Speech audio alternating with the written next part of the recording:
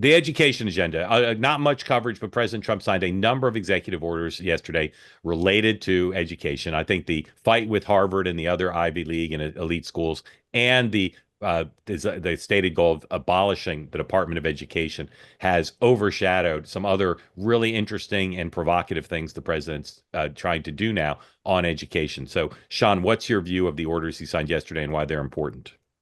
Well, the big one yesterday really had to do with accreditation, whether or not how these schools get accredited, because accreditation leads to funding. So it's all part of it. And I think what I think is fascinating about the approach here, and this is where I go back to why this term is so consequential. They've been able to game out this. It's not just attacking Harvard or going after their endowments or federal funding. This is literally getting at the core of the issue, which is if you can go after the what gets them accredited, the gateway drug to federal funding, if you will, that's the key to this thing. I love how their approach is very different. It's much more methodical, much more thought through. And I think, again, this is like the Maha movement issue that we discussed yesterday, where it's not getting the attention it deserves. So I like the way that this is being handled. I think there's a lot of support for this. If there's one area that probably you get very little sympathy from, it's these big institutions with multi-billion-dollar endowments that then get a ton of federal funding. There's not a lot of sympathy for them. And I think the way the president, Linda McMahon, and others are going at them is fantastic. Dan.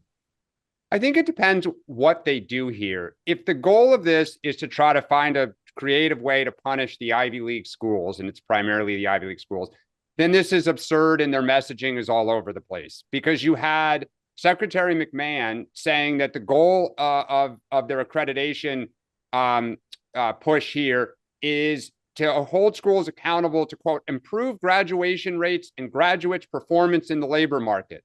I don't think anybody would argue that the Ivy League schools produce high graduation rates and their students don't do well entering the labor market, right?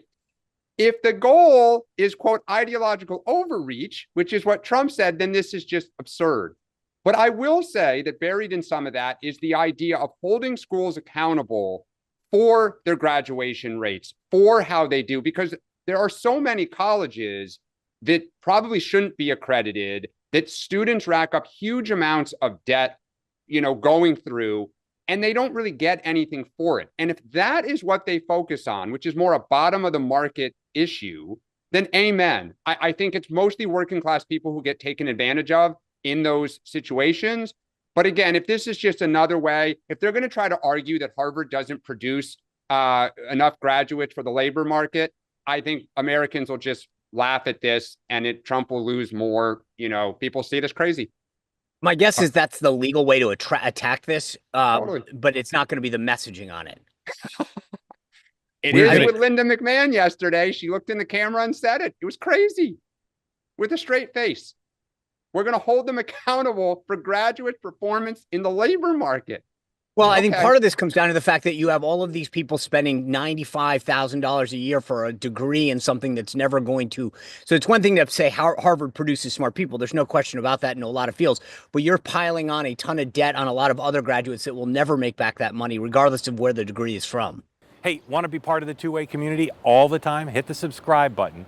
Great video clips like this, plus conversations like no other, full episodes, and more, always available on this channel. You got to hit subscribe to never miss a thing.